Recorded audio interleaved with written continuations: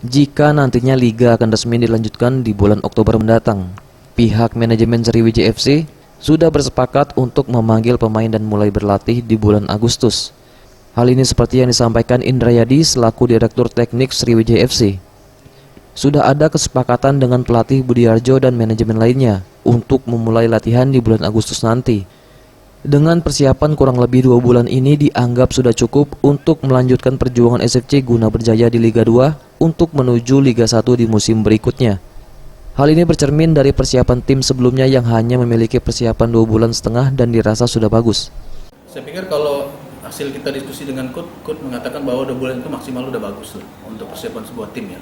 Kemarin kita 2,5 bulan. 2,5 bulan itu saya pikir hasilnya dengan pertandingan pertama yang kita lihat kemarin, wah saya cukup berbangga ya dengan hasil persiapan yang 2,5 bulan itu, karena nampak tim kita secara ya walaupun secara tim belum begitu kelihatan organisasi bermain dengan baik, tapi secara fisik kelihatan bahwa kita siap gitu loh. Secara fisik pemain kita sangat baik.